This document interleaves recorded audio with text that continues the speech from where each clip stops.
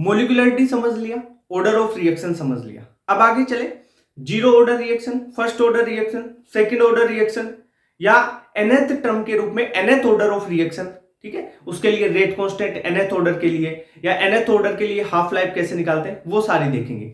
पहले zero order से शुरू करते हैं। देखो सेकंड ऑर्डर रिएक्शन आपकी ना तो सिलेबस में ना आपके एनसीईआरटी में, तो जीरो वो जो सेकंड ऑर्डर रिएक्शन है वो थोड़ी सी लिमिटेड चीजें बताई जाएगी उसके बारे में, नो टेंशन, है ना।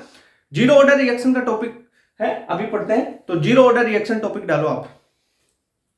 जीरो ऑर्डर रिएक्शन, देखो जीरो ऑर्डर रिएक्शन क्या है? ऐसी रिएक्शन जिसमें रेट ऑफ रिएक्शन रिएक्टेंट की जो कॉन्सेंट्रेशन है उस पर डिपेंड ही नहीं करे, वो जीरो ऑर्डर रिएक्शन होती है। फॉर एग्जाम्पल, जैसे मैं एक एग्जाम्पल लूं,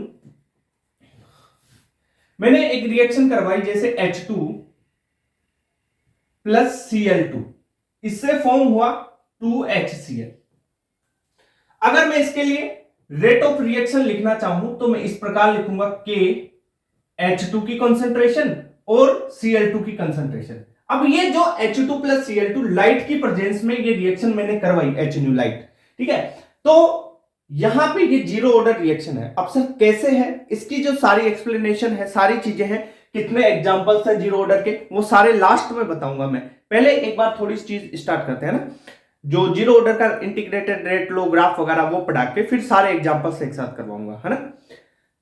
तो रेट ऑफ रिएक्शन है ना, इसकी रिएक्टेंट की जो कंसंट्रेशन है उसकी डिपेंड ही नहीं करेगी, यानी उसकी पावर जीरो हो जाएगी।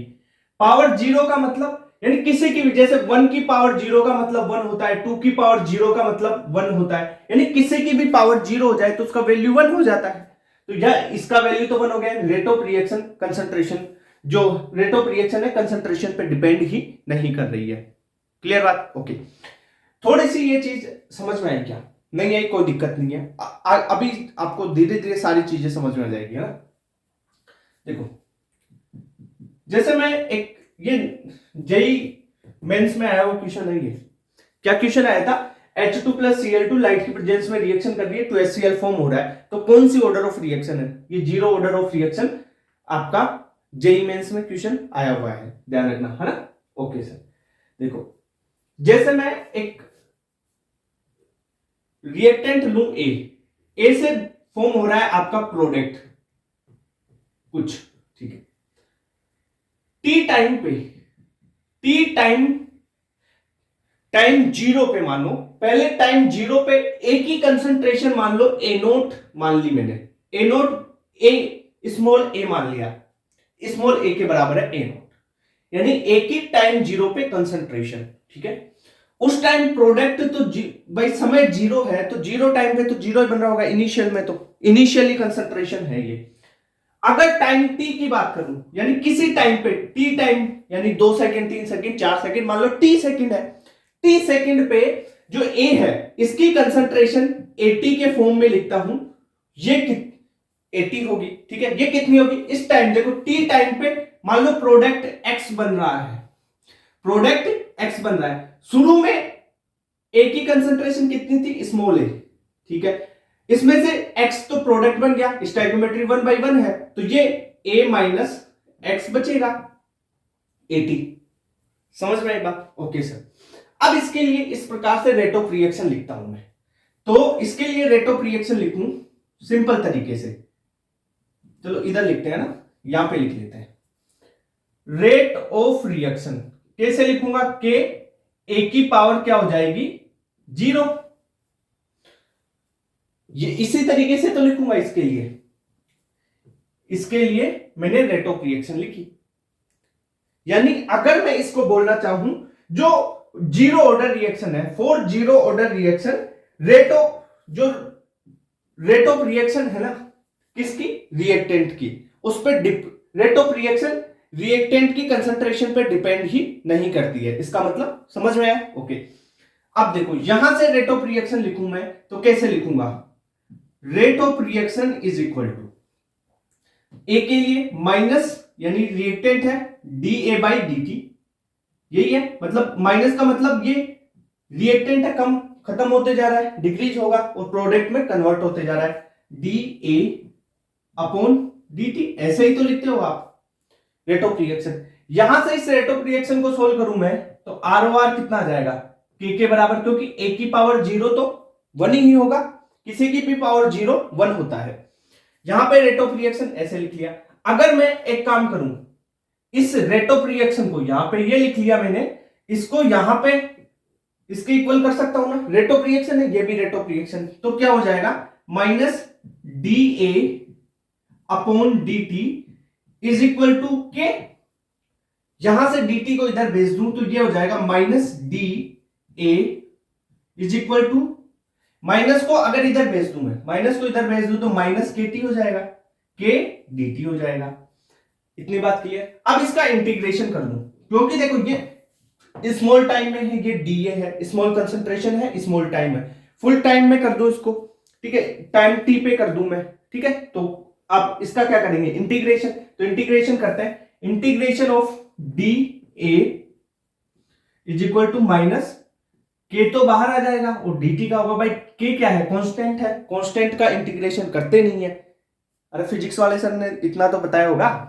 हाँ, तो dA इसका करते हैं अपन, तो देखो dA टाइम t पे बात करते हैं, तो ये इसका ये कितना हो जाएगा 80 कंसंट्रेशन, ठीक है भाई, dA को जोड़ के 80 तो आएगा, टाइम t की बात कर रहा हूं, ठीक है, okay, is equal to minus K और dt का कितना हो जाएगा t, और एक कांस्टेंट क्या आ जाएगा, इंटीग्रेशन कांस्टेंट c होता है, किसी चीज का इंटीग्रेशन करते हैं तो प्लस में क्या आता है इंटीग्रेशन कांस्टेंट आता है। आप फिजिक्स में ज्यादातर इसको यूज नहीं करते, पर फिजिक्स में अच्छी बुक्स में आपने, या बुक्स में जनरल बुक्स में भी आपने फॉर्मूला देखा होगा ना, तो प्लस सी वहां पे लगा हुआ होता है ना, हाँ, तो उसका यूज यहाँ पे है भाई, देख लेना, है ना। हाँ, अगर मैं एट टाइम टी बराबर 0 की बात करूं, टाइम 0 पे कंसंट्रेशन 80 तो टी टाइम पे है, और 0 पे कंसंट्रेशन कितनी है ए नोट है, देखो t बराबर 0 पे कंसंट्रेशन t बराबर 0 की बात करूं तो ए नोट है is equal to minus K into time 0 की बात कर रहे हैं तो 0 प्लस सी, तो यहां से ए नोट क्या आ जाएगा, A naught is equal to minus K, तो ये तो 0 हो गया, minus K into 0, 0 is equal to C, तो देखो सी के इज इक्वल क्या आ गया, ए नोट आ गया ना, ठीक है। तो यहां से एक काम करो, इसको उठाओ और यहां पे इस सी की जगह पुट कर दो, ठीक है सर, यहां पे पुट करेंगे तो आपके पास क्या आ जाएगा, देखो 80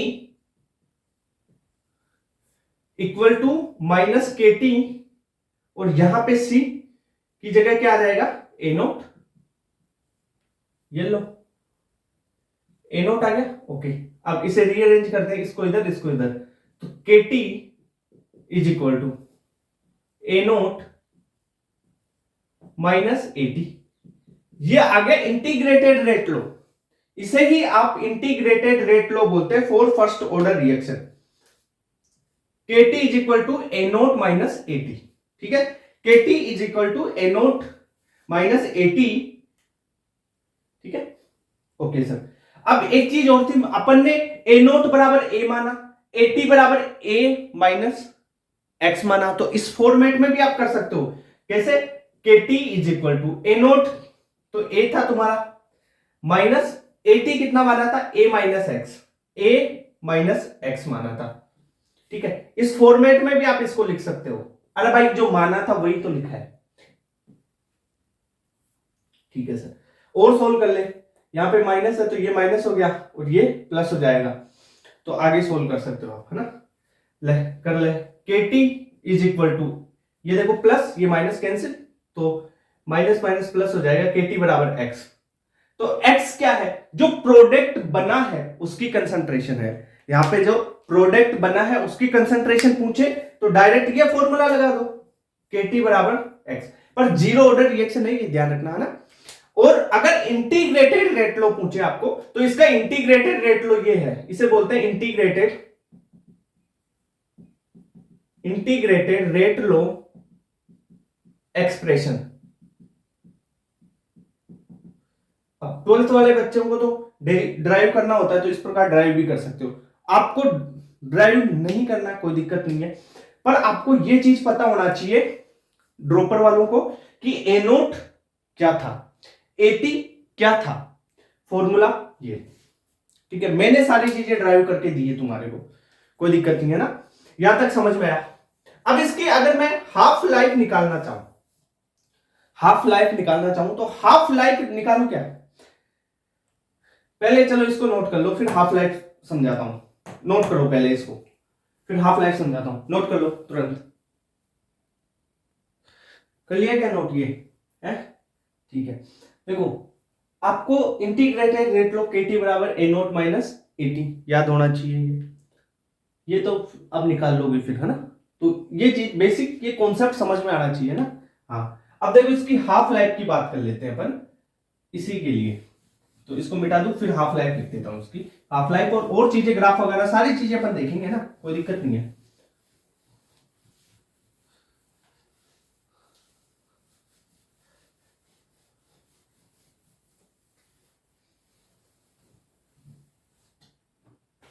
half life,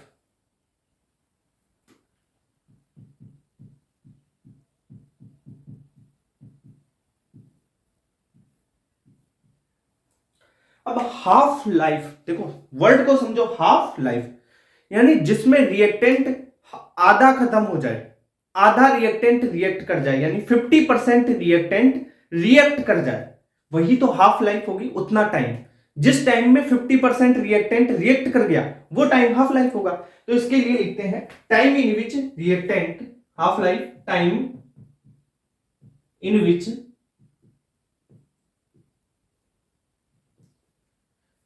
reactant is 50% reacted, यानी आधा, हाफ रिएक्टेंट रिएक्ट कर जाए, उतने टाइम को बोलते हैं हाफ लाइफ, ठीक है। तो अभी मैंने एक चीज बताई आपको, रिएक्शन ये बताई थी ना, ए से क्या बन रहा है प्रोडक्ट, टी पे क्या है, टी बराबर 0 पे इसकी कंसंट्रेशन थी ए नोट, इसकी थी 0, टी बराबर किसी टाइम टी पे इसकी थी ए टी, यानी ए माइनस एक्स था, और ये एक्स फॉर्म हो गया था। आपका जो इंटीग्रेटेड रेट रो लिखा था मैंने, क्या लिखा था, के टी बराबर ए नोट माइनस ए टी, यही तो लिखा था। ये चीजें अभी बताई थी ना अभी जस्ट, ठीक है। देखो, अब कुछ चीजें और बताता हूं। हाफ लाइफ निकालते हैं पहले तो। हाफ लाइफ यानी रिएक्टेंट 50% रिएक्ट कर गया, यानी ये अगर 80 की बात करूं तो 80 क्या हो जाएगा, 80 इज इक्वल टू रिएक्टेंट शुरू में कितना था ए नोट, 50% मतलब उसका आधा रिएक्ट कर गया, तो 80 यानी ये टाइम टी, टी कौन सा टाइम है यहां पे, हाफ लाइफ वाला, ठीक है। तो जो टी हाफ लाइफ की बात करूं, टी हाफ लाइफ वो क्या होगा, टी हाफ लाइफ की, टी हाफ लाइफ पे जो 80 है वो ए नोट बाई 2 होगा, ए नोट बाई 2 होगा। अब मैं क्या करता हूं, ये जो 80 बराबर ए नोट बाई 2 है, मैं इस एक्सप्रेशन में लिख दूं, चल जाएगा काम, ठीक है सर।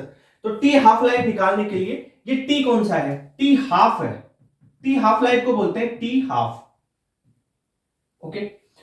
देखो वहां पे K T is equal to A naught minus A naught by 2, यही तो है।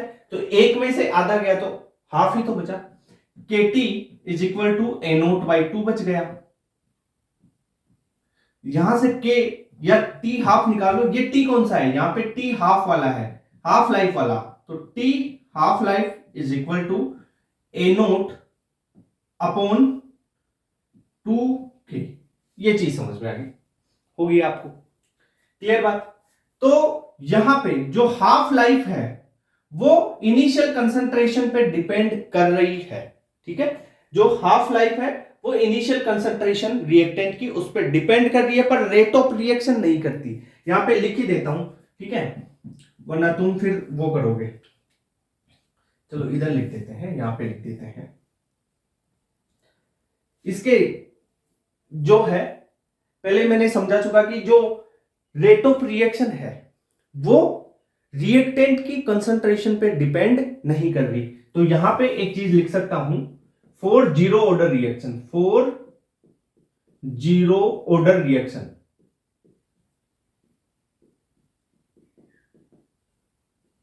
रेट ऑफ रिएक्शन इज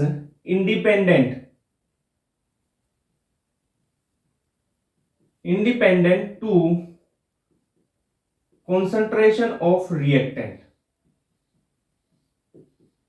यानी रिएक्टेंट की कंसंट्रेशन से रेट ऑफ रिएक्शन को कोई फर्क नहीं पड़ रहा। बट यहां पे दूसरा बॉक्स देख लो, टी हाफ यानी half life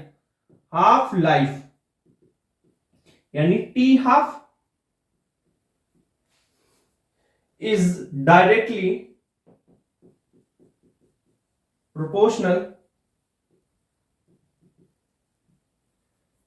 proportional to initial concentration of reactant,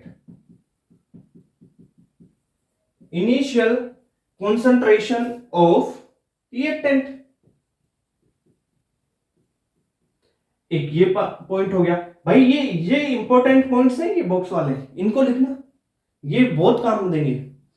JEE mains में क्वेश्चन आया हुआ इस पे ध्यान रखना। हाँ, बहुत सिंपल सा पॉइंट है पर क्वेश्चन आया हुआ, ठीक है। एक पॉइंट और लिखता हूं आपके लिए, देखो, for same time interval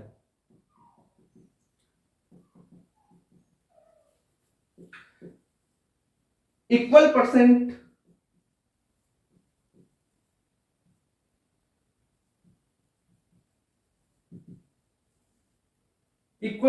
react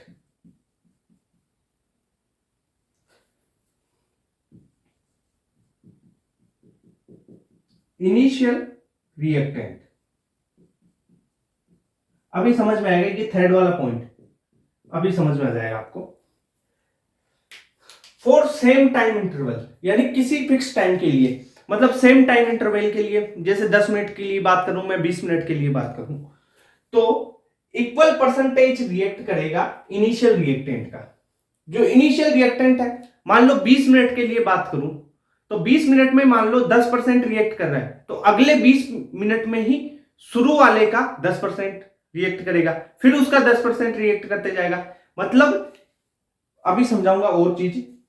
same time interval के लिए अगर बात करूं तो जो इनिशियल रिएक्टेंट है उसका इक्वल परसेंटेज रिएक्ट करता है। फॉर एग्जांपल कैसे इसको आप समझोगे, इसी चीज को यहां पे ही समझा देता हूं। जैसे मैंने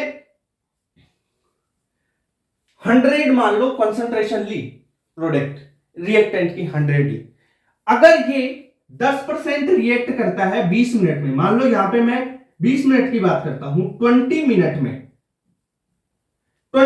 में ये 10% रिएक्ट करता है,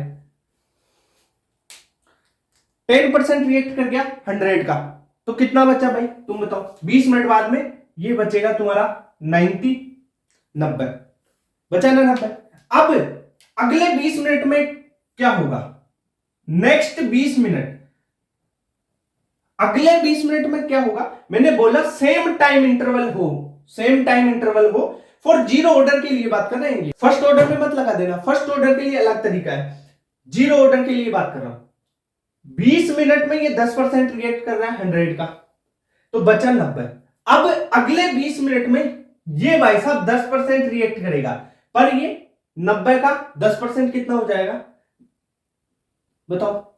नहीं, 90 का नहीं करना, आपको वही 10% घटाना है इसमें से, ठीक है। 100 का ही 10% इनिशियल रिएक्टेंट, देखो लिखा है मैंने। कई बच्चे क्या कर लेते हैं, 90 का ही कर दो 10%। अरे भाई वो फर्स्ट ऑर्डर में करते हो तुम, वो ठीक है। जो आगे वाला है यहां पे इनिशियल का अपन जीरो ऑर्डर में रखते हैं, और जो रिएक्टेंट रिएक्ट हो गया उसका अपन फर्स्ट ऑर्डर में करते हैं। तो इसका 100 का फिर 10% और रिएक्ट कर जाएगा, यानी 10 रिएक्ट कर जाएगा, तो बचेगा कितना? 80, ठीक है। फिर अगले 20 मिनट में वही 10% रिएक्ट करेगा, 10% रिएक्ट करेगा, तो बचेगा कितना? 70, ठीक है। ऐसे चलते जाएगा। फिर अगले 20 मिनट में भाई साहब 60 बच जाएगा, है ना। तो ये है, अगर मैं यहां पे 20 मिनट कर दूं, यहां पे 30 कर दूं, तब 10% नहीं करेगा, फिर कुछ अलग रेशियो में आएगा ये, ठीक है। और एक चीज और, यहां पे आप यूनिटरी मेथड लगा सकते हो। यूनिटरी मेथड कैसे लगा सकते हो? देखो, अगर 20 मिनट में 10% रिएक्ट कर रहा है, तो आप मेरे को बताओ 10 मिनट में कितना रिएक्ट करेगा? 20 मिनट में 10% रिएक्ट कर रहा है, तो 10 मिनट में इसका आधा ही तो करेगा, 5% रिएक्ट कर जाएगा, है ना? समझ रहे हो बात? तो यहां पे unitary method zero order reaction में आप लगाओ धड़ल्ले से चलेगा, ठीक है? क्या देखो 20 में कर रहा है 10%, 20 मिनट में, तो 10 मिनट में कितना करेगा? 5%, है ना? अरे भाई 1 का निकाल ले भाई, देख ऐसे 1 मिनट में कितना करेगा? 10/20 यानी 0.5% रिएक्ट करेगा। तो 10 मिनट की बात करूं, ले 5 की कर ले, 7 की कर ले, 8 मिनट की बात कर लूं, 8 मिनट में कितना करेगा? 1 मिनट में हाफ करता है, तो 8 में 4% करेगा।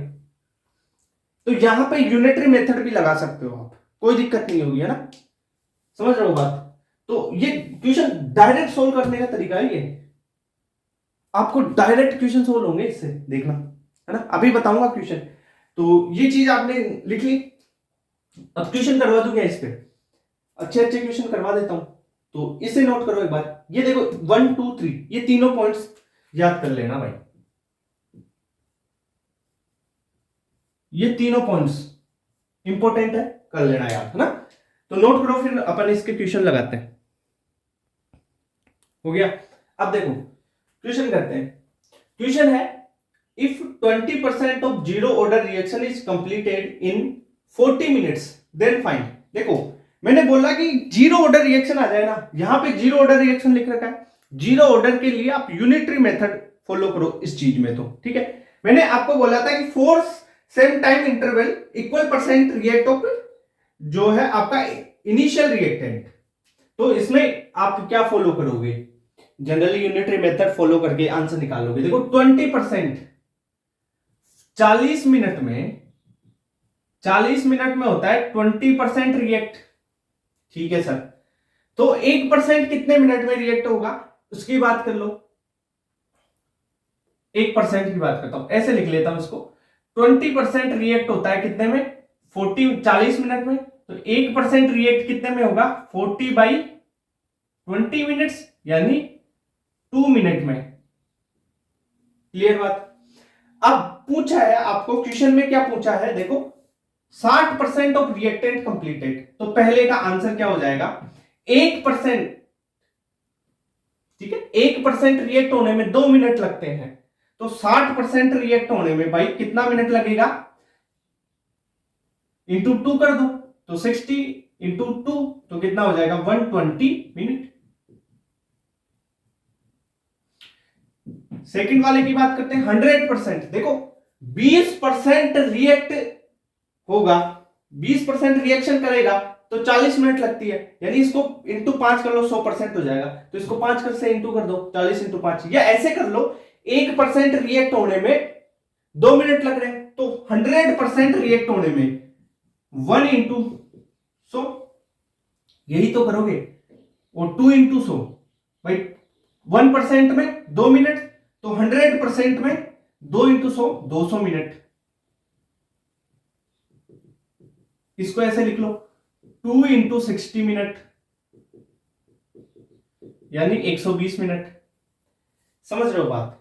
यानी 20% रिएक्ट हो रहा है 40 में, तो 1% रिएक्ट होगा 2 मिनट में, उसके हिसाब से अब निकाल दो सारे, जीरो ऑर्डर में लगाना ये बात। ओके सर, नेक्स्ट क्वेश्चन है, zero order reaction if T 50%, यानी टी हाफ दे रखा है आपको 75 मिनट, यानी आधा रिएक्ट होने में 75 मिनट लगते हैं, तो पूरा होने में कितना टाइम लगेगा? इसका दुगना ही तो लगेगा। समझ रहे हो बात? यानी एक के लिए निकालो, वैसे कर लो। या देखो आधा होने में T50 हाफ रिएक्ट होने में 75 मिनट लग रहे हैं, और पूछा है T100, तो यानी 100% होने में कितना टाइम लगेगा भाई? 50% होने में 75 मिनट, तो 100 होने में इससे दुगना हो जाएगा। तो आप क्या लिख सकते हो? T100 is equal to 2 into T 50%, तो 2 इंटू 75 मिनट, तो ये कितना हो जाएगा? 150, 150 मिनट, 150 हो गया ना भाई, 150। ओके, तो इस प्रकार इस क्वेश्चन को सोल्व हो गया। देखो नेक्स्ट क्वेश्चन है, ये क्वेश्चन और भी अच्छा है। If and reaction 30% reaction is completed, ठीक है, ओके सर, 30% हो रहा है 70 मिनट्स में। अब बोला है 60% of reaction is completed in 140 minute.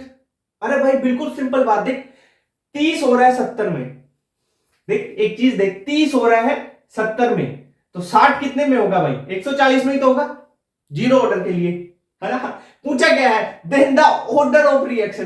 अरे भाई 30 70 में हो रहा है तो इससे दुगना इंटू 2 करेगा, इससे दुगना 60, तो 70 का दुगना 140। समझ रहे हो बात? या यूनिटरी मेथड निकाल से भी कर सकते हो। देखो 30 कर रहा है 70 में, तो एक करेगा 70/30, ठीक है। तो भाई साहब 60 कितने में करेगा? 70/30 इंटू 60, तो ये कितना आ गया? 140 मिनट। यानी ये जीरो ऑर्डर रिएक्शन है, जीरो ऑर्डर रिएक्शन। अब दूसरा तरीका हो रहा है, मैंने दूसरा तरीका क्या बताया इसका, एक और तरीका है, KT is equal to A0 minus AT से भी निकाल सकते हो। वो कैसे? उसमें अगर करोगे तो इसके रेट कांस्टेंट इक्वल आ जाएगा, और जहां पे रेट कांस्टेंट इक्वल आ जाए ना, दोनों रिएक्शन का रेट कांस्टेंट जहां पे इक्वल हो, तो वो क्या होता है, उसे आप बोलेंगे क्या? जीरो ऑर्डर रिएक्शन, ठीक है। जहां पे दो रिएक्शन है, 2 3 4 कितने भी रिएक्शन है, जिनका रेट कांस्टेंट K इक्वल हो जाए रिएक्शंस का, तो वो जीरो ऑर्डर रिएक्शंस होती है। वो भी समझा दूंगा अभी। पहले ये देखो, नेक्स्ट क्वेश्चन को देख लो, फिर उसको भी बताता हूं अभी। When initial concentration of reactant is double, initial concentration double करते हैं, यानी A0 को डबल किया, then half life period of zero order reaction. देखो पहले तो हाफ लाइफ क्या होता है, T half life for zero order reaction is A0 by 2K। अब A0 क्या है? इनिशियल कंसंट्रेशन, और क्वेश्चन में क्या बोला है तुम्हारे को, तो रिएक्टेंट की इनिशियल कंसंट्रेशन को डबल किया, देखो डबल कर देंगे तो टी हाफ भी क्या हो जाएगा? डबल हो जाएगा। तो यहां पे मैं बोल सकता हूं कि टी हाफ यानी हाफ लाइफ क्या हो जाएगा? डबल, ठीक है। सोल्व हो गया? ओके। अब देखो इसको एक मेथड और था ना करवाने का, वो करता हूं। देखो इसको नोट करो एक बार, नीचे वाले को नोट कर लो, इसको मिटाता हूं, फिर यहीं पे कर लेते हैं। देखो मैंने एक चीज आपको बोली कि जीरो ऑर्डर रिएक्शन के लिए, जीरो ऑर्डर एक तरीका और है जीरो ऑर्डर रिएक्शन देखने का, क्या?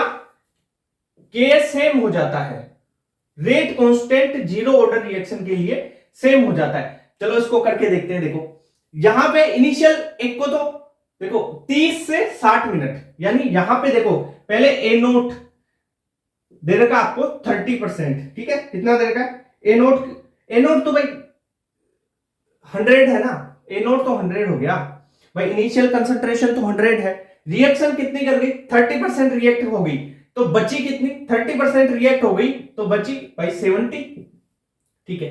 और टाइम तुम्हारा दे रखा है 70 मिनट, ठीक है। फॉर्मूला लगा दो, K T is equal to A0 minus AT। यहां पे देखो मैं टी निकाल, टी को इधर भेज दूं, टी को यहां पे भेज दूं, तो टी यहां पे बटे में आ जाएगा। क्लियर बात सर? अब देखो k is equal to A0, A0 कितनी है? 100 माइनस AT कितना? 70, 70 बटा t कितना है? टाइम है 70, तो ये कितना आ जाएगा? 30/70, यानी 3/7, 30/70 रख लो। सेकंड, ये तो फर्स्ट कंडीशन में हो गई। सेकंड कंडीशन क्या थी? देखो 60% reaction is completed in 140 minute, तो यानी इनिशियल कंसंट्रेशन तो वही 100% रहेगी, बाद में वो 60% रिएक्ट कर गया, तो बचा कितना? 80 कितना बचा होगा? A माइनस एक्स लिखते हैं, तो A क्या था? 100 माइनस एक्स तुम्हारा 60% रिएक्ट कर गया, तो बचा कितना भाई? 40, 40 तो बचा। ओके सर, अब ये फॉर्मूला लगा दो, K is equal to A0, A0 कितना है? 100 है आपके पास, देखो यहां पे A0 कितना है? 100, सो माइनस AT कितना है? 40, ठीक है। AT 40 अपॉन टाइम कितना है? टाइम यहां पे देखो 140 मिनट्स है, 140 इज इक्वल टू कितना आ जाएगा? 100 माइनस 40, तो 60/140, 60/140 को कैंसिल करूंगा तो देखो ऑफ कर दो, तो 30/140, वो 30/70 हो गया ना, 140 का आधा 70 है। तो यहां पे इसको K डेज बोल दूं मैं, अगर K डेज बोल दूं तो K इज इक्वल टू के डेज इज इक्वल टू 30/70, यही तो आया। तो के सेम है तो वो जीरो ऑर्डर रिएक्शन है। क्लियर बात? तो इस प्रकार भी आप इसको कर सकते हो। पर ये भाई इतना लेंथी मेथड क्यों करते हो? मैंने डायरेक्ट समझाई हुई चीजें हैं कि इसके 1% के लिए चेक कर लो भाई। 1% में कितना होता है? 2 के लिए उतना, मतलब सेम परसेंटेज रिएक्ट करेगा। ठीक है, इनिशियल रिएक्टेंट का, यानी 30 के लिए 70 तो 60 के लिए 140। अगर ये और बोले 1 के लिए कितना होगा तो 1 के लिए निकालो 70/30। ये बोले 5 के लिए कितना होगा तो इंटू 5 कर दो। 10 के लिए कितना होगा इंटू 10 कर दो। ठीक है, यूनिटरी मेथड, यानी 1 के लिए कितना होगा वो निकाल लो, फिर चलते जाओ 2 के लिए कितना होगा ऐसे, 50 के लिए कितना होगा ऐसे निकाल सकते हो आप। ठीक है, तो ये चीजें आप नोट करो अभी, है ना। नेक्स्ट क्वेश्चन और करवाते हैं इसमें। जेईई मेंस 2023 का क्वेश्चन है ए से बी, आपको ए रिएक्टेंट है, इससे बी प्रोडक्ट बन रहा है। क्वेश्चन बोला है the above reaction is zero order reaction. ठीक है सर, जीरो ऑर्डर रिएक्शन है। आपको दे रखा है half life is 50 minute, half life दे रखा है T of 50 minute. Time taken for the concentration of A to reduce to 1/4 of initial value. यानी देखो इनिशियल कंसंट्रेशन 100% है, तो इससे 1/4 होने में, यानी 1/4 इनिशियल वैल्यू होने में कितना टाइम लगेगा वो निकालना है। ठीक है, तो यहां पे देखो सिंपल सी चीज है, जीरो ऑर्डर रिएक्शन दे रखा है, आपको 1/4 इनिशियल वैल्यू का निकल गया, यानी 50% हो रिमूव हो चुका है, तो बचा कितना 75%, यानी 1/4 का मतलब क्या हो गया भाई 25% ही तो है। ठीक है, और रिड्यूस टू 1/4 यानी 25% तक रिएक्ट, कितना बचा कितना भाई तुम्हारा, तो 80 कितना होगा 75%, यही तो है। ए नोट है 100%। तो देखो यहां पे आपको दे रखा है टी 50%, टी 50% कितना दे रखा है, जीरो हाफ लाइफ दे रखा है 50 मिनट, 50 मिनट। ठीक है सर, तो टी आपको 75% पूछा है भाई, 50% रिड्यूस हो गया तो बचा कितना 20, वो 50 नहीं 25%, 1/4 का मतलब 25, अरे 1/4 का मतलब क्या होता है 25% इंटू 100 करके देख ले, परसेंटेज में 25% ही आता है। तो 25% रिएक्ट कर गया, बचा कितना 75%, और वो टाइम पूछा आपको, टाइम टेकन फॉर दिस। ठीक है, तो टी 75, देखो 1% के लिए कितना टाइम हो जाएगा 1 मिनट, क्यों देखो 50% के लिए 50 मिनट, तो 1% के लिए 1 मिनट, तो 75% के लिए 75 मिनट। ठीक है, ये लो सोल्व हो गया। जेईई 2023 का क्वेश्चन है, सिंपल सा क्वेश्चन है। देखो यूनिटरी मेथड बताया है जीरो ऑर्डर रिएक्शन में, वो हर जगह काम करेगा। आपको जीरो ऑर्डर रिएक्शन में जो मोल कॉन्सेप्ट के क्वेश्चन भी करवाता हूं ना यूनिटरी मेथड से, वैसे आपको यहां पे भी लगा देना है। ठीक है, ओके सर, क्लियर बात। अब वो लेंथ जो फॉर्मूला है उससे करोगे तो बहुत टाइम लग जाएगा, KT is equal to A naught minus AT से। ठीक है, हाँ। नेक्स्ट क्वेश्चन है द रिएक्शन 2x से b बना is zero order reaction if initial concentration of x is 0.2 m then half life is 6 hour. Half life आपको दे रखा है x की वैल्यू 0.2 m और हाफ लाइफ दे रखा है 6 hour. When the initial concentration of x is 0.5 m और time required to reach its final concentration आपको 0.2 हो जाए, तब इसका टाइम बताना है। यह है क्वेश्चन जेईई मेंस का 2019 का क्वेश्चन है, अच्छा क्वेश्चन है। सबसे पहला डाटा दे रखा है, उससे आपको क्या करना है, देखो उसमें आपको x की कंसंट्रेशन दे रखा है, यानी ये x क्या है रिएक्टेंट की कंसंट्रेशन, और हाफ लाइफ दे रखा है। इससे आप k की वैल्यू निकाल लो। पहले के लिए आप कैसे निकालोगे, मैंने एक चीज बताई, t half life zero order के लिए क्या होती है A नोट बाई 2k। तो ठीक है, t हाफ कितना दे रहा है 6 आवर दे रखा है, A नोट की कंसंट्रेशन 0.2 है अपॉन 2k, यही तो है। यहां से k की वैल्यू निकाल लो। आप कैसे निकालोगे, k इज इक्वल टू, देखो इसको यहां पे भेजूंगा 6 यहां पे आ जाएगा, 0.2 है ये 2 है, तो 1/60 k की वैल्यू हो गई। ये तो इस ऊपर वाले डाटा से निकाल लिया। अब क्वेश्चन में पूछा है when initial concentration of x is 0.5, जब x की इनिशियल कंसंट्रेशन क्या हो जाए 0.5 हो जाए, the time required to reach it final concentration, final concentration 80 कितना हो जाए 0.2 हो जाए, तब आपको टाइम निकालना है। तो कैसे निकालोगे इसकी इक्वेशन? इंटीग्रेटेड रेट लो, क्या होता है? KT is equal to A naught minus A T, लगा दो। के क्या था? 1/60। के को मैं T is equal to T निकालना है ना, A naught minus A T upon K कर देता हूं, ठीक है। T is equal to A naught कितना है? 0.5 माइनस एटी कितना है? 0.2।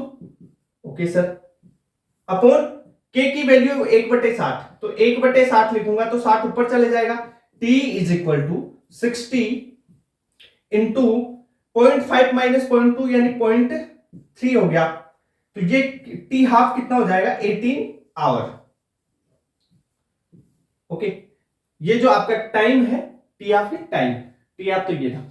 अब देखो जेई 19 का क्वेश्चन है, अच्छा क्वेश्चन है। इसमें क्या, पहले तो आपको के निकलवाए और दूसरी जो इंटीग्रेटेड रेट लॉ की इक्वेशन थी उसमें आपको के पुट करवा दिया। बस यहां पे जीरो फर्स्ट ऑर्डर रिएक्शन में ये चलेगा, टी हाफ निकलवाएगा, वहां टी हाफ और के का, इन दोनों का रिलेशन चलेगा हर रिएक्शन में। फर्स्ट ऑर्डर में भी यही कर लो आप, ऐसा ही चलता है ज्यादातर, ठीक है। तो ये आप नोट करो। एम्स का एक क्वेश्चन असर्शन रीजन का बचा हुआ है, वो भी करवाता हूं, ठीक है, इसी पे आया हुआ है, नोट करो इसको पहले। क्वेश्चन है एम्स 2018 का, ये यहां पे लिख देता हूं मैं। एम्स 2018 का क्वेश्चन है असर्शन रीजन का, एम्स 2018 में पूछा है। असर्शन क्या दे रखा है? If in zero order reaction the concentration of reactant is double. Zero order reaction में अपन रिएक्टेंट की कंसंट्रेशन को डबल करते हैं तो हाफ लाइफ डबल हो जाती है। हाँ सही है, करेक्ट है। कैसे? देखो, मैंने आपको बताया कि जीरो ऑर्डर में अगर हाफ लाइफ लिखते हैं वो होती है ए नोट यानी initial concentration of reactant upon 2K। के क्या है? Rate constant. अगर देखो इसको डबल करोगे तो टी हाफ भी तो डबल होगा। ए नोट यानी रिएक्टेंट की कंसंट्रेशन ही तो है ए नोट, इसको ए नोट को डबल करोगे तो टी हाफ भी डबल होगा। तो ये तो क्या है? करेक्ट है। रीजन देखते हैं। For a zero order reaction rate of reaction is independent of initial concentration. सही है, जो रेट ऑफ रिएक्शन है भाई साहब वो इंडिपेंडेंट होती है किसके? जो इनिशियल कंसंट्रेशन जो है उसकी कंसंट्रेशन उसके, ठीक है, यानी पावर जीरो होती है ना। हाँ, तो ये भी करेक्ट है। पर क्या असर्शन का करेक्ट एक्सप्लेनेशन दे रहा है रीजन? नहीं, करेक्ट एक्सप्लेनेशन नहीं दे रहा। पर असर्शन और reason both are correct, but reason is not explain to assertion, या assertion is not explain by reason. Okay, तो ये बात होगी। एम्स 2018 का क्वेश्चन है। एक एम्स में ही क्वेश्चन आया था क्या, ये देखो, एक क्वेश्चन आया था एम्स में ही आया था कि H2 plus half Cl2 light की प्रेजेंस में रिएक्शन करवाई, ठीक है, इससे बन गया आपका HCl या 2HCl, ठीक है। ओके सर, ये 2HCl फॉर्म हो गया। ये कौन सा ऑर्डर रिएक्शन है? तो ये जीरो ऑर्डर रिएक्शन है, ठीक है। यानी इसकी जो कंसंट्रेशन है, रेट ऑफ रिएक्शन है, वो कंसंट्रेशन पे डिपेंड ही नहीं करेगी, ना तो H2 की ना Cl2 की, ठीक है। कंसंट्रेशन की पावर जीरो हो जाएगी। तो ये भी एम्स में पूछा हुआ है। अभी सारे एग्जांपल्स आपको करवाऊंगा जीरो ऑर्डर रिएक्शन के। पहले इसके ग्राफ्स देख लेते हैं अपन, है ना। तो ये दोनों नोट कर लिया, अब ग्राफ बता दो इसके। तो मैंने एक चीज बोली कि जो आपकी रेट ऑफ रिएक्शन है वो रिएक्टेंट की इनिशियल कंसंट्रेशन या रिएक्टेंट की जो कंसंट्रेशन है उस पर तो डिपेंड ही नहीं कर रही। तो फॉर जीरो ऑर्डर रिएक्शन आप ग्राफ अगर बनाना चाहें, रेट ऑफ रिएक्शन, ROR का मतलब रेट ऑफ रिएक्शन, और यहां पे एक्स एक्सिस पे मैं ले लूं कॉन्सेंट्रेशन ऑफ रिएक्टेंट, तो इस पे तो ये डिपेंड ही नहीं करेगी, यानी सीधी लाइन, ठीक है। रेट ऑफ रिएक्शन यहां पे लिख दिया ना सारी चीज, या यहां पे भी बता देता हूं, ROR इक्वल टू के ए की पावर जीरो। भाई जीरो है तो तभी तो जीरो ऑर्डर रिएक्शन हुई। ओके सर, अगर मैं रेट ऑफ रिएक्शन की बात करूं, यहां पे बताता हूं रेट ऑफ रिएक्शन, देखो आगे यहां पे देखो, रेट ऑफ रिएक्शन और टाइम की बात करता हूं। रेट ऑफ रिएक्शन टाइम पे कैसे डिपेंड करेगी? टाइम पे कोई डिपेंडेंसी नहीं है रेट ऑफ रिएक्शन की, ROR की। तो ये ROR टाइम पे भी डिपेंड नहीं करती है, ठीक है। रिएक्टेंट की कंसंट्रेशन और टाइम का ग्राफ देखते हैं पहले, है ना, हाफ लाइफ को बाद में करते हैं। जैसे मैं आपका ग्राफ प्लॉट करूंगा, किस किस के बीच में प्लॉट करना है मुझे, एक्स एक्सिस पे मैं ले लेता हूं टाइम, ठीक है, और कंसंट्रेशन ऑफ रिएक्टेंट की बात करता हूं, किसी टी टाइम पे बात कर लेंगे। ओके सर, तो कैसे ग्राफ प्लॉट होगा, पहले ग्राफ के लिए इक्वेशन तो पता होनी चाहिए। इक्वेशन मैंने बताई थी जीरो ऑर्डर रिएक्शन के लिए, क्या, K T is equal to A naught minus A T, ठीक है। मुझे ए टी यानी किसी टी टाइम पे कंसंट्रेशन ऑफ रिएक्टेंट और टाइम के बीच में ग्राफ प्लॉट करना है। तो मैं ऐसा करता हूं, देखो, A T is equal to A naught, A T को इधर लाया, ए नोट को इधर लेके जाऊं, माइनस के टी। अब इसकी कंपैरिजन मैं कर दूं y बराबर एम एक्स प्लस सी से, y बराबर, ठीक है, y एक्सिस पे concentration of reactant A T लूंगा, ठीक है, x एक्सिस पे क्या लूंगा, t, तो एम एक्स से ये प्लस तुम्हारा c। अब यहां पे देखो, ये तो ये हो गया, c इंटरसेप्ट क्या हो जाएगा, ए नोट हो जाएगा, तुम्हारा स्लोप क्या हो जाएगा, m क्या हो गया, माइनस की। स्लोप माइनस में है तो भाई स्लोप नेगेटिव है तो ग्राफ नीचे होगा ना, नीचे आएगा, ठीक है, पॉजिटिव है तो ऊपर जाएगा, नेगेटिव है तो नीचे आएगा, ठीक है। तो भाई साहब क्या होगा, यहां पे मैं ग्राफ बनाऊं तो ग्राफ ऐसा होगा, यहां पे c ये है तुम्हारा इंटरसेप्ट c, और ये कितना हो जाएगा, ए नोट के बराबर। यहां इसकी स्लोप m क्या होगी, स्लोप, इसकी स्लोप कितनी है, m is equal to minus K, यहां पे कंपेरिजन करके देखो, माइनस दे रखा है ना, माइनस के, ठीक है सर, इतनी बात क्लियर। y पे कंसंट्रेशन ऑफ रिएक्टेंट जो 80 है वो है ये, ए नोट है, ये इंटरसेप्ट ये वाला, ये है इंटरसेप्ट, ओके, टाइम और इसके बीच में ग्राफ खींच दिया। अब मैं अगर कंसंट्रेशन ऑफ रिएक्टेंट, यानी देखो रिएक्टेंट की कंसंट्रेशन लीनियरली क्या हो रही है, डिक्रीज हो रही है, तो उसके लिए पॉइंट लिख लो, क्या, कंसंट्रेशन ऑफ रिएक्टेंट, यहां पे लिख देता हूं मैं, concentration of reactant decreases linearly with time। Statement आ सकती है नीट में ऐसे कैसे, फॉर जीरो ऑर्डर रिएक्शन। अब फर्स्ट ऑर्डर में क्या होगा वो भी लिखवा दूंगा, ठीक है, पर यहां पे ये ध्यान रखना लीनियरली डिक्रीज हो रही है, किसकी, रिएक्टेंट की। प्रोडक्ट होगा उसकी भी बात कर लेते हैं, लोग प्रोडक्ट की बात करते हैं। ये तुम्हारा कंसंट्रेशन ऑफ प्रोडक्ट और टाइम के बीच में ग्राफ प्लॉट कर दूं, टाइम के बीच में कर दिया, तो प्रोडक्ट की कंसंट्रेशन x थी, भाई यही तो माना था अपन ने, माना क्या था, देखो यहां पे दोबारा बता देता हूं, ए से क्या बना, प्रोडक्ट बना, टी टाइम पे ए नोट था, इसकी कंसंट्रेशन ए मानी ए की, ये जीरो था, ये मान लो एक टी टाइम पे कितना हो गया, प्रोडक्ट एक्स बन गया, तो ये था ए माइनस एक्स, ठीक है। यहां से अपन ने रेट लो क्या लिख लिया था, K T is equal to A naught minus A T, तो यहां पे क्या हो जाएगा, K T is equal to A naught को ए लिख दो minus A minus X A T को, ठीक है। तो यहां से K T is equal to X आ जाएगा। एक्स क्या है, एक्स है कंसंट्रेशन ऑफ प्रोडक्ट, यही तो है भाई, x क्या है, कंसंट्रेशन ऑफ प्रोडक्ट है, ओके सर। तो क्या फॉर्मूला है, x बराबर के टी, देखो x और t डायरेक्टली प्रोपोर्शनल है, x और t डायरेक्टली प्रोपोर्शनल है, x के कंसंट्रेशन ऑफ प्रोडक्ट यानी इसे ले लो y बराबर mx प्लस सी, इंटरसेप्ट कोई है नहीं, इंटरसेप्ट जीरो, तो यहां से m क्या है, स्लोप तुम्हारा k है, m बराबर k है और वो भी प्लस में, स्लोप पॉजिटिव है, इंक्रीजिंग ग्राफ होगा, इंटरसेप्ट कोई नहीं होगा, यानी स्लोप m बराबर कितना हो जाएगा तुम्हारा, k हो जाएगा। इंटरसेप्ट क्या है, c जीरो है, ओके सर।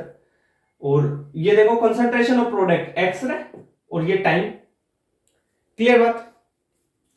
तो ऐसे ग्राफ प्लॉट हो गए। अब हाफ लाइफ का ग्राफ, ठीक है, हाफ लाइफ का बता देता हूं, नोट कर लिया ये चीजें, ओके, कर लिया क्या नोट है, मिटा दो, इसको मिटा देता हूं, काम के भाई, बहुत काम के ग्राफ से क्वेश्चन आता है, ध्यान रखना।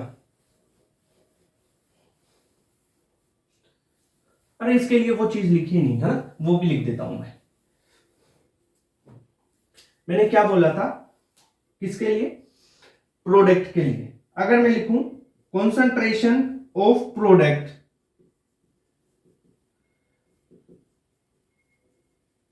Increases linearly with time for zero order reaction, इस ग्राफ का कंक्लूजन,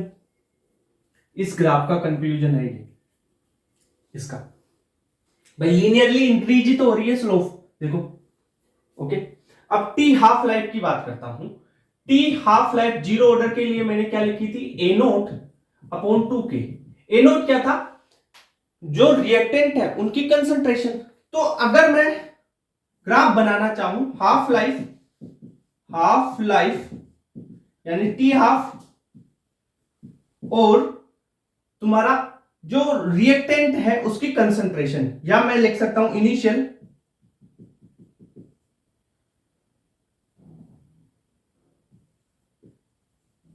कंसंट्रेशन ऑफ रिएक्टेंट बोल दूं, यानी ए नोट की बात कर रहा हूं।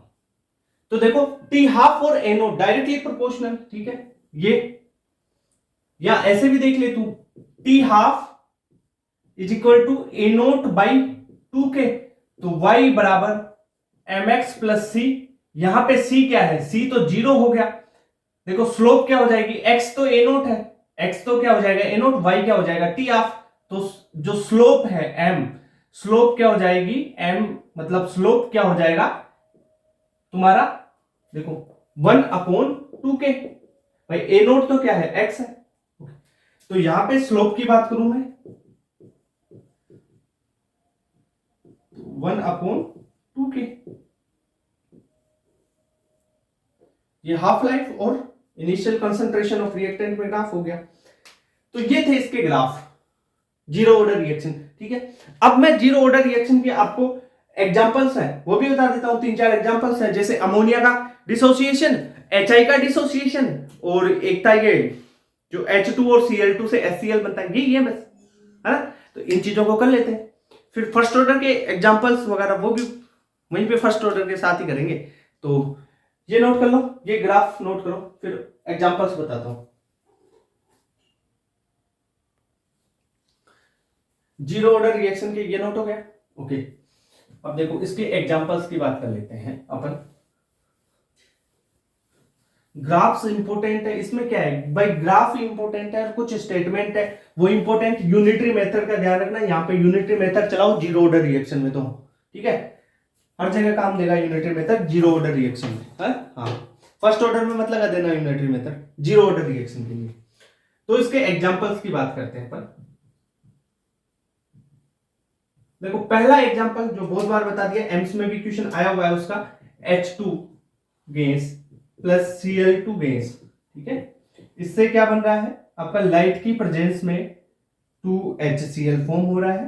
तो ये आपका जीरो ऑर्डर रिएक्शन। देखो किसी भी मेटल पे गैस एब्जॉर्ब हो रही है या एंजाइम कैटालाइज रिएक्शन है ना, जो चीज मेटल एब्जॉर्ब, गैस मेटल पे एब्जॉर्ब हो रही है, वो वाली रिएक्शन भी जनरली जीरो ऑर्डर रिएक्शन में मिल जाएगी आपको। जैसे मैंने अभी बोला अमोनिया 2NH3, ठीक है, मोलिब्डेनम रह जाएगा और ये टूटेगी किसमें, NH3, N2 बनती किससे, N2 प्लस H2 से, N2 प्लस 3H2, ओके। ये हो गया, ये भी जीरो ऑर्डर रिएक्शन है, ध्यान रखना, जो एनसीईआरटी में वही याद करना है, ओके। एक जैसे HI का डिसोसिएशन की बात करूं 2HI, ठीक है, इससे ये गोल्ड पे होगा और निकल जाएगा H2 gas plus I2 gas, clear बात, ओके। सब गैसियस फॉर्म में सारे। तो ये जीरो ऑर्डर रिएक्शन के एग्जांपल्स हो गए। अब देखो जीरो ऑर्डर रिएक्शन में आपने क्या क्या चीजें देखी। पहली बात तो जीरो ऑर्डर रिएक्शन में याद रखनी है आपको, क्या यूनिटरी मेथड अप्लाई करूंगा मैं, सबसे पहली बात। फिर इसका integrated rate law expression KT is equal to A naught minus AT।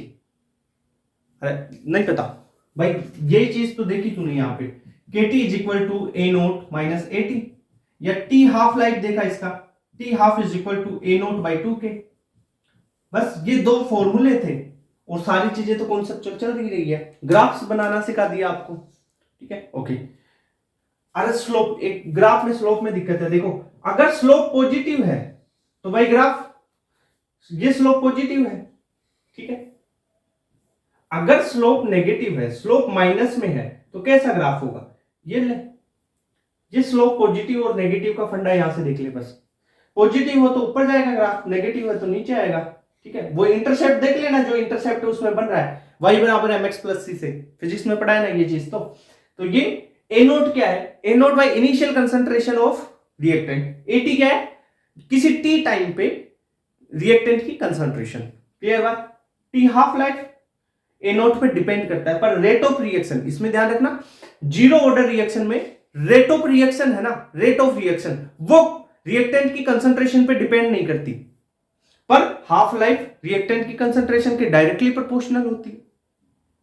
ये चीजें ओके। और किसी सेम टाइम इंटरवल में इनिशियल कंसंट्रेशन का सेम परसेंटेज रिएक्ट करता है, ओके। ये चीज भी आप मतलब इसका मतलब ही यूनिटरी मेथड हो गया तुम्हारा, ओके। तो ठीक है, अब फर्स्ट ऑर्डर रिएक्शन करते हैं, इसको नोट करो आप। हो गया जीरो ऑर्डर रिएक्शन। अब अपन फर्स्ट ऑर्डर रिएक्शन की तरफ चलते हैं, फर्स्ट ऑर्डर रिएक्शन को कंप्लीट करते हैं।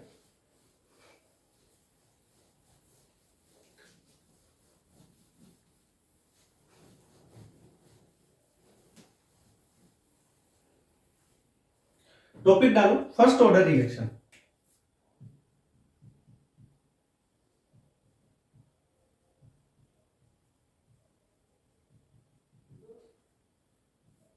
जो फर्स्ट ऑर्डर रिएक्शन है ना, वो रिएक्टेंट की पावर 1 पे डिपेंड करेगी, यानी फर्स्ट ऑर्डर रिएक्शन रिएक्टेंट पे डिपेंड करती है, ठीक है। जैसे मैं इनिशियल बात करूं, कोई एक रिएक्शन ली मैंने, ए रिएक्टेंट लिया, इससे प्रोडक्ट बन रहा है पी, प्रोडक्ट फॉर्म हो रहा है। ए की इनिशियल कंसंट्रेशन की बात करूं, मान लो इनिशियल कंसंट्रेशन ए नोट, टी टाइम जीरो पे, टाइम जीरो पे इनिशियल कंसंट्रेशन ए नोट, मान लो ए मान लिया मैंने, ठीक है। इससे प्रोडक्ट भाई बन ही नहीं रहा इनिशियल टाइम पे, तो जीरो टाइम पे तो जीरो ही है प्रोडक्ट, सारी रिएक्टेंट है सारा की सारा। अब रिएक्शन होने लगी, मान लो किसी टी टाइम की बात करूं मैं, किसी टी टाइम पे जो है 80 कंसंट्रेशन होगी रिएक्टेंट की, प्रोडक्ट की मान लो x कंसंट्रेशन बन गई, तो रिएक्टेंट कितना बचा होगा? शुरू में a था तो बचा कितना? a माइनस एक्स तो बचा होगा, ठीक है सर। अगर मैं फर्स्ट ऑर्डर रिएक्शन की बात करूं तो इसकी रेट किस पे डिपेंड कर रही है? रिएक्टेंट की कंसंट्रेशन पे। कैसे? रिएक्टेंट की कंसंट्रेशन की बात करूं, ROR is equal to K और a की पावर 1। भाई फर्स्ट ऑर्डर है तो a की पावर 1 पे, जीरो है तो a की पावर 0 लगा दो, सेकंड है तो a की पावर 2 लगा दो, ठीक है, ऐसा ही तो चलेगा, ओके सर। ये रेट ऑफ रिएक्शन हो गई।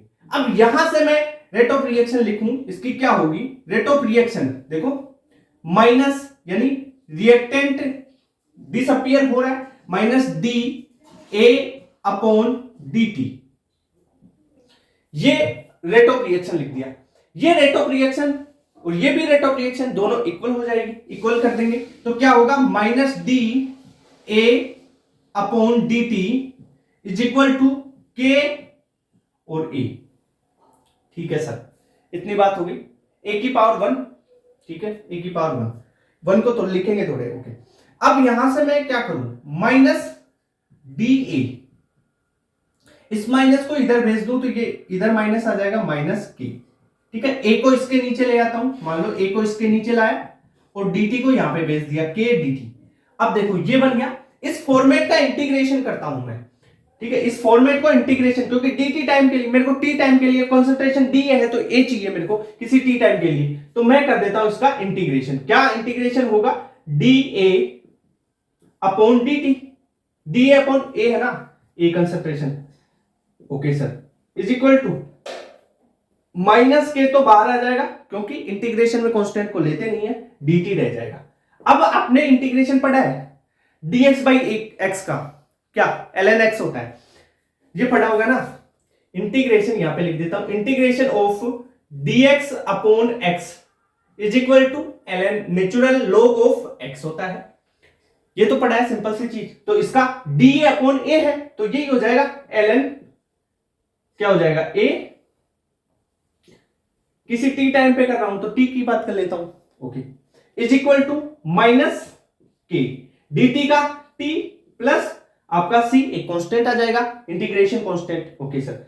अगर मैं टाइम 0 पे बात करता हूं तो टाइम 0 पे रखो, तो टाइम 0 पे कंसंट्रेशन क्या है, ए की, ए नोट, तो यहां पे ए नोट, ठीक है, इस इक्वेशन में कर रहा हूं सोल्व, इज इक्वल टू के इंटू 0, कितना हो जाएगा 0 प्लस सी, तो ये देखो माइनस के इंटू 0 प्लस सी, तो यहां से क्या जाएगा, ये ln है ना, ln नेचुरल लॉग ऑफ, तो यहां से आ गया ln a naught is equal to C, तो c की वैल्यू क्या आ गई, ln a नोट, यहां पे वैल्यू पुट कर देंगे, ये c की वैल्यू यहां पे पुट कर दो इस इक्वेशन में, ये c की वैल्यू, तो क्या हो जाएगा, आप देखो ln a नोट या at is equal to minus K T plus natural log of a naught, यही तो हुआ, माइनस के टी को इधर लाऊं मैं, K T is equal to natural log of a naught minus natural log of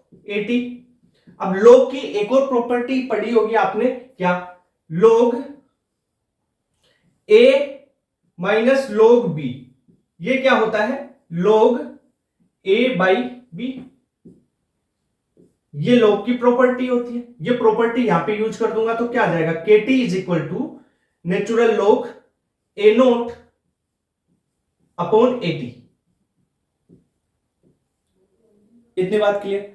अब एक और प्रॉपर्टी है, वो और यूज कर लो, देखो, चलो वो बाद में करेंगे, पहले इसको सिंपल करते हैं। अगर मैं नेचुरल लॉग को उठाऊं तो e की पावर के रूप में चला जाएगा, तो यहां पे e की power K T is equal to A naught upon A, T हो गया।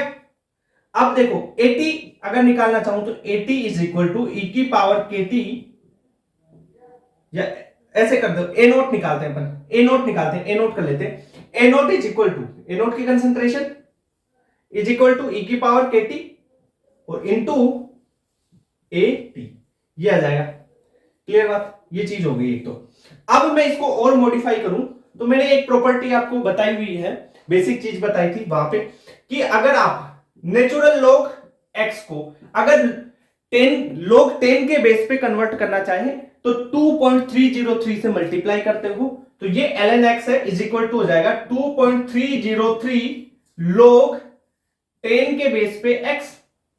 अगर इसको log 10 के बेस पे लिखना चाहे तो 2.303 से मल्टीप्लाई करते हैं, ठीक है। तो मैं इसी इक्वेशन को जो यहां पे है, ये केटी वाली, ये ध्यान रखना, केटी वाली, के क्या है, रेट कांस्टेंट है, इस इक्वेशन को लिखना चाहूं तो क्या लिख सकता हूं, K T is equal to 2.303, natural log की जगह log 10 के बेस पे लिख दिया मैंने, 2.303 मल्टीप्लाई कर दिया ए नोट अपॉन 80, क्लियर बात। तो ये चीज समझ में आएगी, ये इंटीग्रेटेड रेट लो आ गया इसका, आपका इक्वेशन का, इसको ये मॉडिफाई करके इस तरीके से लिख दिया मैंने, है ना, ये चीज समझ में आई। तो आपको ये लिखना है। अब देखो एक चीज और बताता हूं उसको, वो चीज कर ली, ये नोट कर लिया, ठीक है। अब मैं इसको तो रहने देता हूं, यहां से मिटाता हूं, देखो इसको मिटा के इसको और डेवलप करते हैं, चीज और क्लियरिटी से समझाते हैं। क्या आ गया, देखो एक चीज तो आपको क्या याद रखनी है, ये वाली, देखो यहां पे लिख देता हूं, याद क्या क्या रखनी है, K T is equal to natural log of A naught, जो कि ग्राफ बनाने में काम आएगा, अपॉन 80, ठीक है। इसको अगर मैं log 10 के बेस पे करूं तो 2.303 से मल्टीप्लाई कर देता हूं, तो log 10 के बेस पे आ जाएगा तुम्हारा ए नोट अपॉन 80। अब ऐसा भी कर सकते हो, मैंने ए नोट को ए माना है और 80 को ए माइनस एक्स माना है, रख सकते हो क्या, K T is equal to 2.303 log 10 के बेस पे ए नोट की जगह ए आ जाएगा अपॉन ए माइनस एक्स, ये भी तो हो गया, क्लियर बात, ठीक है। तो ये चीजें हैं। अब देखो इसमें एक दो पॉइंट्स हैं, इंपॉर्टेंट है, तो देखो फर्स्ट ऑर्डर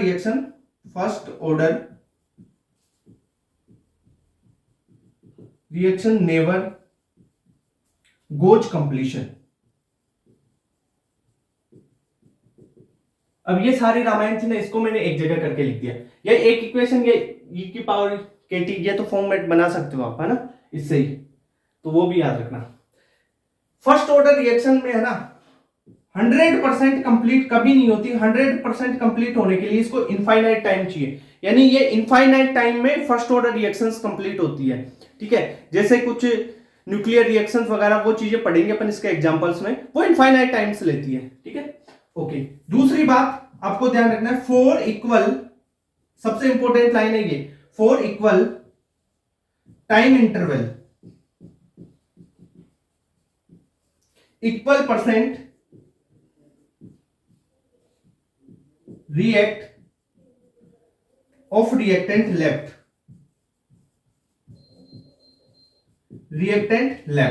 ये ध्यान रखना, यहां पे रिएक्टेंट लेफ्ट वाला है, जो रिएक्टेंट बचा हुआ है उससे, जीरो ऑर्डर में मैंने यहां पे लिख दिया था रिएक्टेंट इनिशियल वाला, यहां पे जो बचा हुआ है उससे आप कर लो, वहां पे जीरो ऑर्डर में जो आपका यूनिटरी मेथड है उससे क्वेश्चन सोल्व हो जाता है, यहां पे जो रिएक्टेंट बचा हुआ है उससे क्वेश्चन सोल्व करो, जो है for equal time interval equal percentage react करेगा, किसका, जो रिएक्टेंट बचा है। जैसे 100 से 90 आ गया, अब 100 का रिएक्टेंट आप जो परसेंटेज है वो नहीं लोगे, आप 100 से 90 आया, 90 का परसेंटेज निकालोगे, ठीक है। 100 से 90 आया मान लो 20 मिनट में, और ये 10% रिएक्शन हो रही है, 10% चेंज हो रहा है, रिएक्टेंट रिएक्ट हो रहा है, ठीक है। तो अब आप 100 का 10% 10 नहीं निकालोगे, आप 90 का 10% निकालोगे, ठीक है। तो इस प्रकार क्वेश्चन सोल्व होंगे इसके, वहां पे जीरो ऑर्डर रिएक्शन में अलग था, ठीक है। तो ये चीजें हो गई इसकी इंपॉर्टेंस। अब इसकी और चीजें हैं वो करेंगे, पहले इसको नोट करते हैं।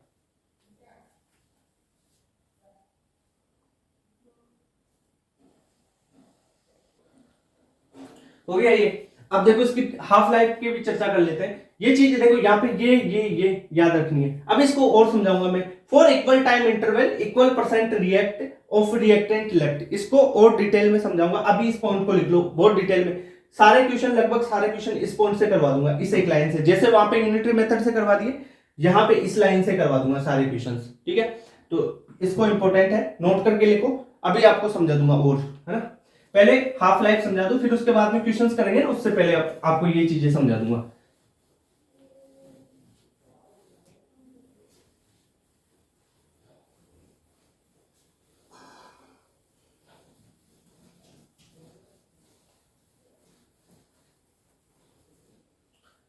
हाफ लाइफ क्या है, जिस टाइम जो रिएक्टेंट है वो आधा खर्च हो जाए, आधा रिएक्ट कर जाए, वही हाफ लाइफ है। तो हाफ लाइफ लिखो इसकी, फर्स्ट ऑर्डर रिएक्शन के लिए हाफ लाइफ, इसकी डेफिनेशन तो पहले ही बता चुका। तो हाफ लाइफ में क्या होगा कि रिएक्टेंट आधा रिएक्ट कर चुका है, यानी जो टी टाइम पे है वो रिएक्टेंट इनिशियल का आधा बचेगा, A0/2, ठीक है। अब मैंने इंटीग्रेटेड रेट लॉ आपको बताया क्या, KT is equal to natural log of A0/80, एक तो ये बताया, या अगर लॉग में लिखना चाहो तो KT is equal to 2.303 log A0, 10 की बेस पे है ना लॉग, अपॉन 80, ऐसे भी लिख सकते हो, दोनों में से किसी में कर लो सेम आएगा।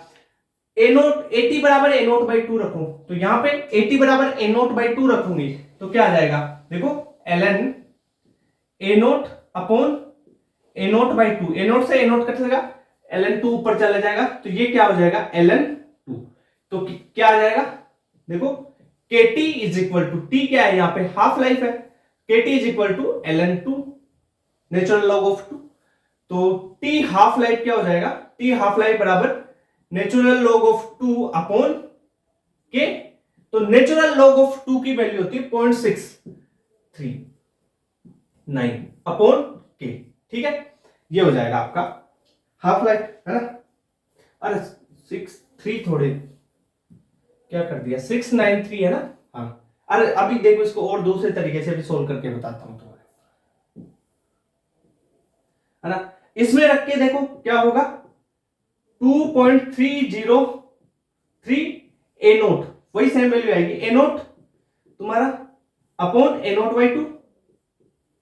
ओके सर ये बात हो गया, ए नोट से ए नोट कैंसिल, 2 ऊपर चले जाएगा, अरे log 10 तो लिखाएंगे, log तो लिखाएंगे, log 10 के बेस पे A naught upon A naught by 2, ठीक है, ए नोट से ए नोट कैंसिल, तो आगे क्या जाएगा देखो, K T is equal to, T क्या है, हाफ लाइफ वाला है, 2.303 इंटू log 10 के बेस पे 2, ठीक है, और log 10 के बेस पे 2 की वैल्यू कितनी होती है, 0.3010, ठीक है, लग दो, K T half is equal to 2.303 into log 10 के बेस पे 2 की वैल्यू होती है 0.3010, तो इसे सोल्व करोगे तो टी हाफ क्या आ जाएगा, इसे सोल्व करोगे तो ये तो 0.693 आ जाएगा अपॉन ये हो जाएगा के, ठीक है, तो यहां पे देख लो सेम ही है, तो टी हाफ लाइफ चाहे ऐसे निकालो चाहे ऐसे निकालो, अब तुम्हारे को ये फाइनल वैल्यू याद रहनी चाहिए, ठीक है, ओके। अब देखो यहां पे जो हाफ लाइफ है ना, वो रिएक्टेंट की कंसंट्रेशन पे डिपेंड ही नहीं कर रही, तो यहां पे एक पॉइंट आप ऐसे लिख सकते हो, for first order reaction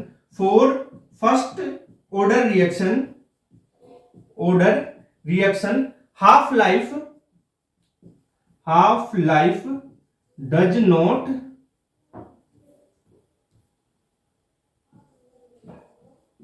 not depend on concentration of reactant, समझ में आई बात, तो ये पॉइंट यहां से भाई ए नॉट या ए कुछ भी है क्या, इसमें कंसंट्रेशन है नहीं है, ठीक है, ये तो एक कांस्टेंट ही होगा, के भी एक रेट कांस्टेंट है, तो टी हाफ लाइफ एक कांस्टेंट की तरह काम करेगी, ओके, जिसका के अलग के की वैल्यू पे डिपेंड करेगी, के अलग तो टी हाफ की अलग वैल्यू हो जाएगी, है ना, हाँ, तो फर्स्ट ऑर्डर रिएक्शंस के लिए हाफ लाइफ के पे ही डिपेंड करेगी और किसी पे डिपेंड नहीं करेगी, ठीक है, रेट कांस्टेंट पे डिपेंड करती है, ओके, तो ये चीज होगी, तो इसको नोट कर लो, ये हाफ लाइफ हो गया। अब देखो, अब इसके क्वेश्चंस और कुछ और क्रिटिकल्स, अगर इसमें देखो कुछ और चीजें भी बनती है, जैसे गैसेस फॉर्म आ जाए, वो सारी चीजें बताऊंगा, पहले इसको नोट करो आप, है ना।